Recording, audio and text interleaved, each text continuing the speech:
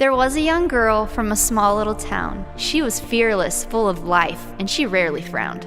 She loved singing, riding bikes, and especially playing sports. She played hard with the boys and built countless forts. On any given day, you could find her outside.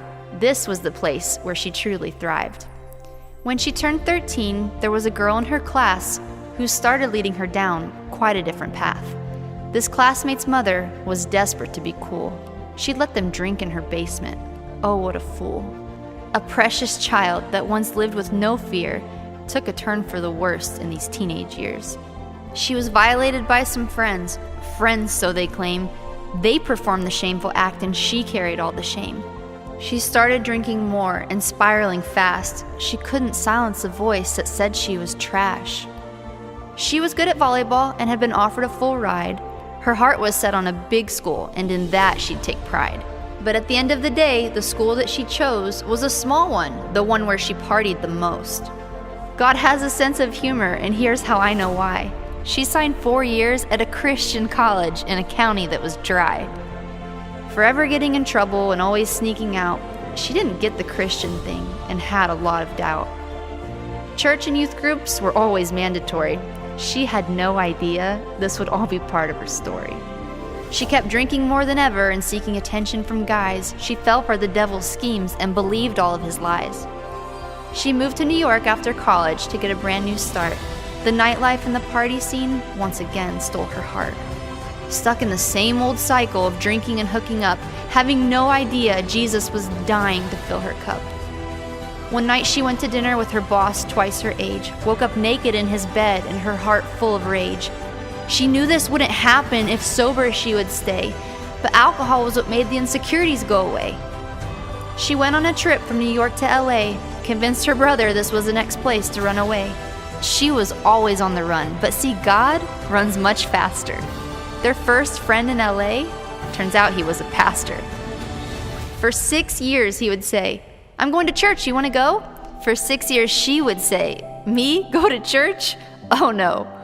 She tried to play it cool and she would act quite pretentious. Problem is, with this lifestyle, you can't escape the consequences. She ended up with news that was very embarrassing to her. She had gotten a disease that nobody could cure. Would she really have to carry this for her whole entire life? How would she ever find love or have kids or be a wife? She would replay over and over what the nurse had just said. The only thing she wished was that she would be dead. How absurd that despite the consequences of her sin, she'd find herself in the same cycle over and over again. It didn't take long for her to find a new guy. To fill another void, she bought into that lie. They partied and had sex since that's all she knew.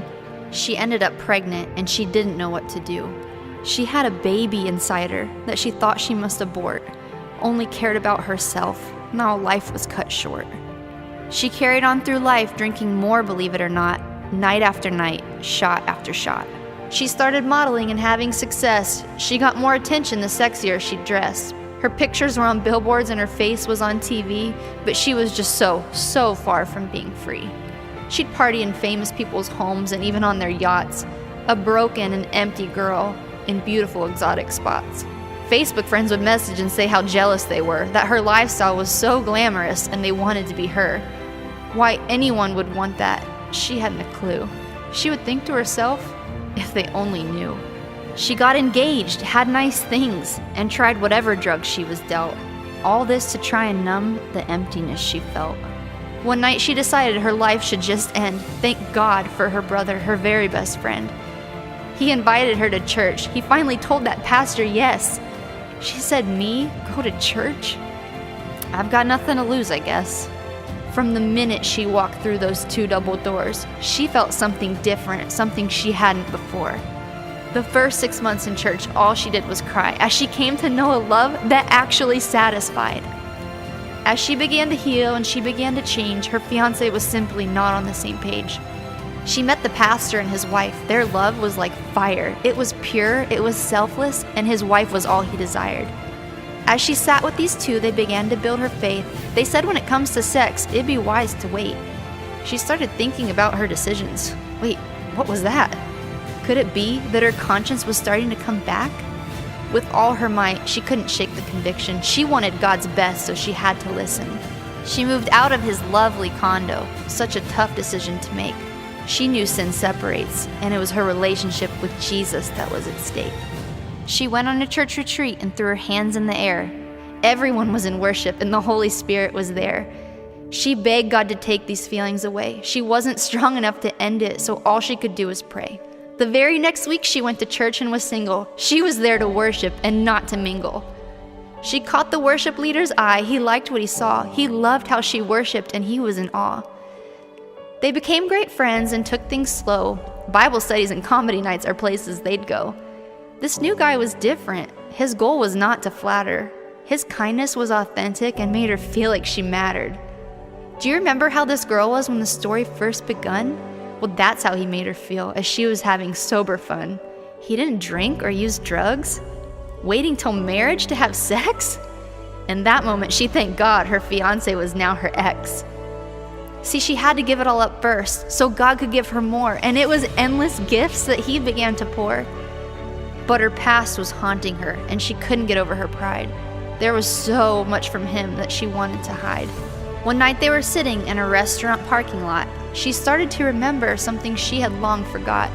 Her hands would not stop sweating and her heart was beating fast, but she mustered up enough courage to share with him her past. She said, "You've waited this long, you cannot be with me. 7 years ago I contracted an incurable STD. He looked her dead in the eyes and then he grabbed her face. "What I want is not a decision that you get to make." He said that didn't scare him and he loved her anyway and told her he had plans to marry her someday. She sat there dumbfounded and had no words to speak. She just looked at him in awe as tears rolled down her cheeks. You see, the enemy comes to steal, kill, and destroy. His goal is to confiscate every ounce of your joy. God didn't plan for her to go down that path, but Jesus took her sins and she was made whole at last. Regardless of what you've done, there's hope because making beauty from ashes is just what God does. Now remember the little girl back at the start who was fully alive with purity in her heart? The girl full of smiles who was on the right track? The one who held her head high? Well, she's back.